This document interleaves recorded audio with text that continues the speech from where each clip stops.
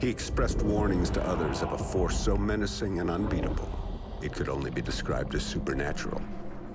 He called them ghosts. Hello there, Seraphim17 once again. This is my Call of Duty Ghosts Veteran Difficulty video walkthrough. This is mission 10, it's entitled Clockwork, and for some reason, I'm really liking that word. I have no idea why, it just resonates in my brain, and yeah, badass word. Boring, but badass word. So, this is a snow mission, the obligatory snow mission, and I don't know if you noticed at the beginning, but he smashed the lights on those snowmobiles instead of just, I don't know, turning off the ignition. like why would you break the lights? I don't get that. But he does, and he is a Special Forces ghost person, so he knows more than I do about these espionage-y, conflicty situations. And this is another one of those sniper sequences where they're going to dictate to you who to shoot, when to shoot, and how to shoot them. If you do not do them in the order they say, the people will see you, shit will hit the fan, guns will start blazing, and you'll die really quickly unless you can kill everybody first. And then at this point, your team just goes nuts and starts just murking everybody, which I don't mind at all because it speeds it up. But this is one of the more interesting levels on the game because it involves a bit of a stealth / Mission Impossible infiltration sequence where we're dressed up as enemy soldiers and we're going to be infiltrating enemy territory. But that's where the similarities end, because aside from this little bit of a build-up and, you know, the little bit of tension, it soon goes back into Call of Duty territory of shooting everybody, things blowing up, stuff getting crazy, and vehicle sections and explosions and more explosions and baby explosions and father explosions and just madness. But this level does have the hardest part of the game in it, in my opinion. And it's one of those sequences where you're either going to struggle with it or you're either going to have absolutely no issue and get through it first time, because that seems to be just the nature of the beast. So come over to this fella, stab him in the throat for his worries, or his troubles, and then drag him away, toss him down there and get in the van. Luckily enough, the vans and all technology on this game has been designed by the person who goes on to make Rapture, or made Rapture and then came out of the sea, because it glows gold to tell us that we can touch it, which is useful. But a lot of this is just watching and expositional stuff, so I'm going to trim a little bit further forward to where the action starts, because you don't really need this, guys. So I've just transitioned to when we're waiting for the power to go down. As soon as the power goes out, you're going to be able to use your gun, and this is a really cool section because nobody else can see. So you get to kill all the enemies with free license and no risk of your own safety, which is really cool. And the building directly in front of me now, not this one, the one right all the way down this corridor where I'm shooting towards, I believe inside there is the intel, if you're interested where the computer laptop is. I've been going back through the levels and exploring and finding intel and doing the achievements that I missed on my first playthrough. And I've got to say, guys, I think that this is probably one of the best Call of Duty campaigns as far as gameplay goes. You know, there's not enough story moments that stop you from being able to play, so on replays, I think it definitely fares better than some of them. I don't think it's the best, and I don't think it's the best story, because I actually think the story's a bit shit, really. But just for what you get to do, when you get to do it, and how limited and how much waiting there is in between, I think this game does it really, really well. It paces itself in such a way that you can play the game. I just don't understand why there's never any incentive to replay the campaign, why there's never any systems at work that add extra dimensions to it, like co-op, or like a score mode, or an arcade mode, or, you know, even Battlefield 4 had a score mode, for Christ's sake. You know, why doesn't this game? This game would benefit so much from it. This is the game that invented on console this notion of numbers popping up on the screen when you shoot things, giving you experience and all that. And pretty much every game after that followed it because it was such an interesting thing. It gave you feedback. It was this big hook, this awesome, you know, bit of feedback, and that's exactly what it is. But be careful here. If you drill too far into the doors, you'll actually fail the game.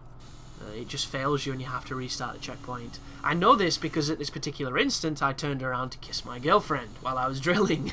And then when I looked back to the screen, I had failed. So, word of warning, do not get distracted while playing video games. But there goes the thermite burning through the door. We're going to be pushing onwards into the bunker.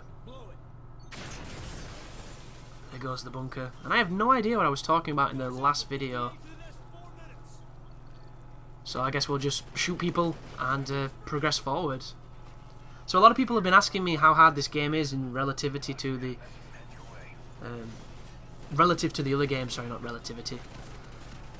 I would say that this is harder than Black Ops 2, just because Black Ops 2 was so very easy. But that's about it. You know, it's still incredibly easy. You know, it's not as hard as Modern Warfare 3 was, and Modern Warfare 3 was pretty easy. Black Ops 1 now is kind of starting to seem really challenging compared to some of these most recent shooters, and even that wasn't that bad. Like the old Call of Duties, Jesus Christ, they would ruin you. Somebody mentioned the no fighting in the war room, which, if you want to see a difficult first-person shooter, play that section. You know, it's everything that was challenging about Call of Duties. Sporadic and inconsistent checkpoints, shotgunners, you know, crazy blind corners with enemies on both sides that you can't feasibly kill at the same time, and more shotgunners. Just a super tough sequence. But like, do you know what I would like to do with this campaign? And I say it all the time. I do on every single guide I've made for Call of Duty. I've mentioned this notion, but I would like to have a campaign mode where when you play back through it, every time you kill somebody, you get experience. You get the hit markers that tell you hit them just like in multiplayer, and you get experience for hitting them. And you can level up your character, you can progress your character, you know, you can unlock things, and you can build a class. Just like you do in multiplayer, just in campaign. I would even go as far as to have the perks and everything that you can set up just like you can in multiplayer. I would have the kill streaks just like you can in multiplayer. And I don't understand what would be so difficult about this. You know, I'm not looking for game balance, I'm looking for something that's fun, silly, and awesome. And that's exactly what it would be. Because can you imagine getting like 25 kills and chem striking a level?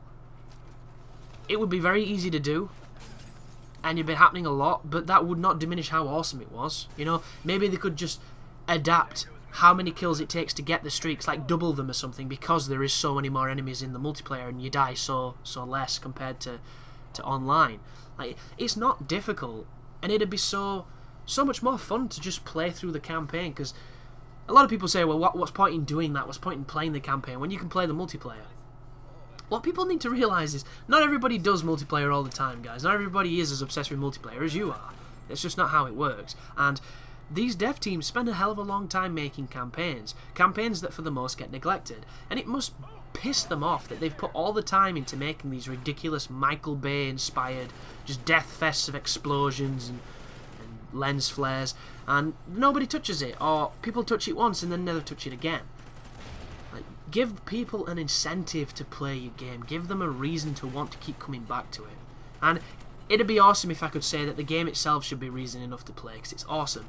And it kind of is, but we're at a time in gaming where unless we're giving a reason to do something, the most common denominator is people don't. You know, achievements have done wonders for harder difficulties. They've made the walkthroughs that I make possible, because a lot of people now are challenging themselves to play games on the harder difficulties, which is something they never did. And they're doing it because of this pursuit of trophies and achievements, which for some people seems pointless and vestigial, but to others it's awesome.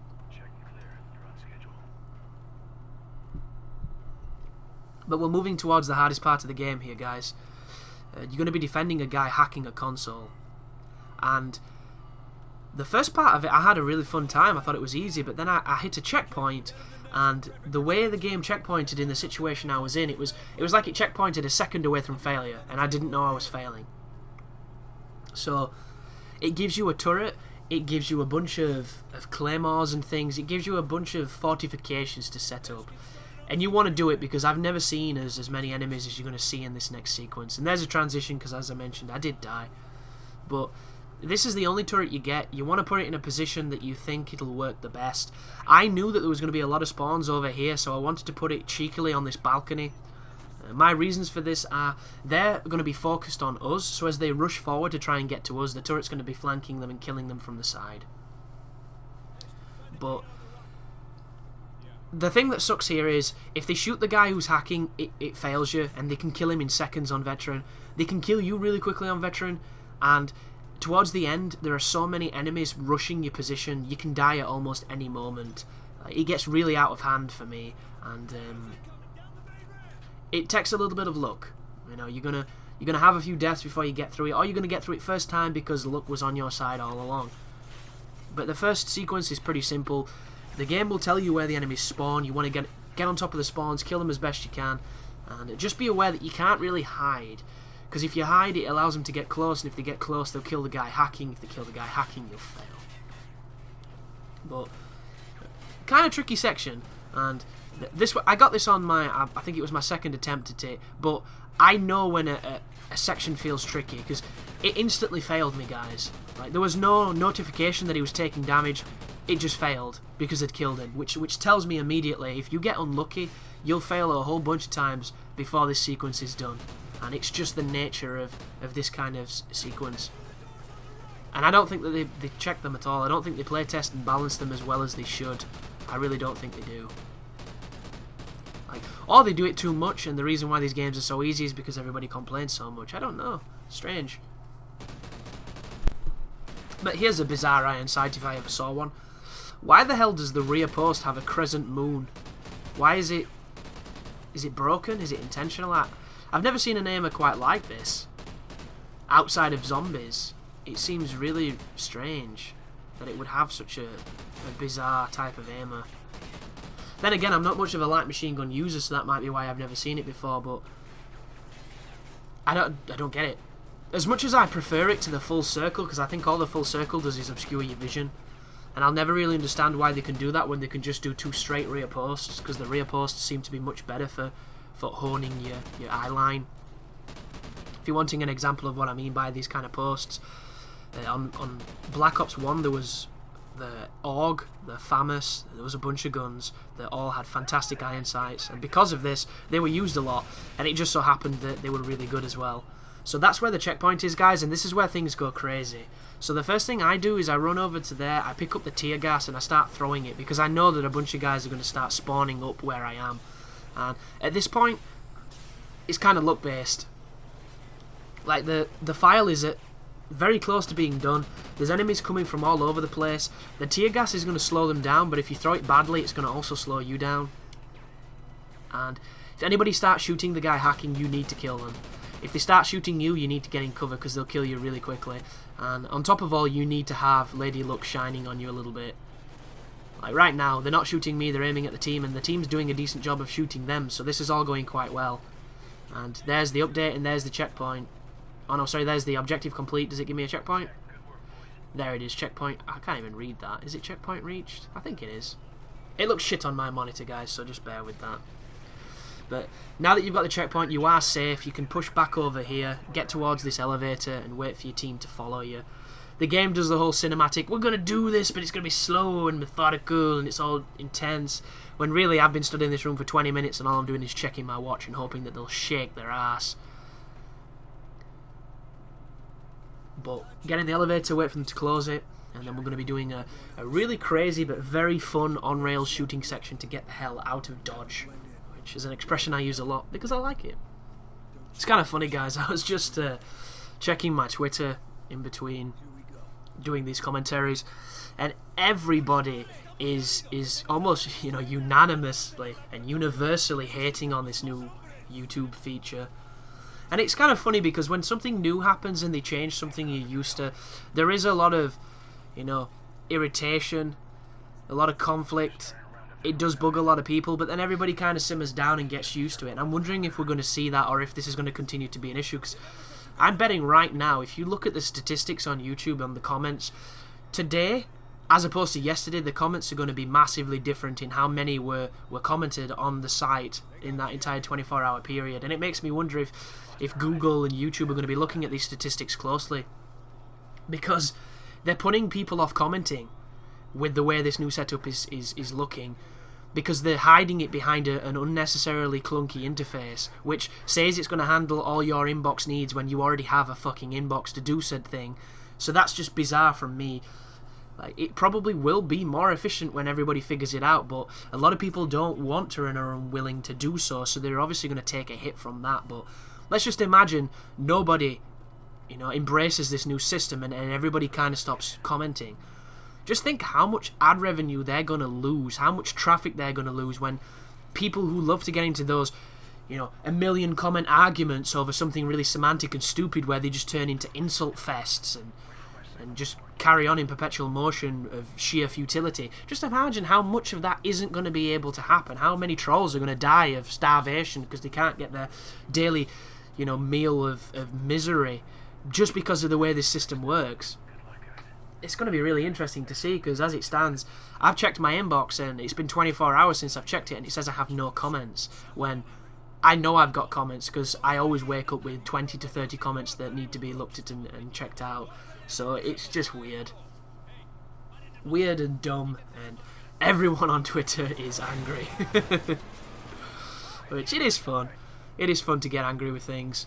But this is the on-rail section, guys, and as much as this thing has a minigun, it seems to only fire the grenades. There might be a button to use the minigun, but I didn't find it. And this is just random and stupid. What's going to happen here is you're going to get attacked by trucks. If the trucks shoot you, and if you die, all depends on the persuasion of the game. It has nothing to do with you. You can't do anything any better than what you're doing, unless you hit everything perfectly. And I think I'd be more concerned if you did hit every shot perfectly, because we're humans. We're not supposed to do that, we're not machines. You can't hit every shot because the camera's spinning around, the controls are wobbling everywhere, the vehicles are moving, you've got a projectile weapon that's got an arc on it.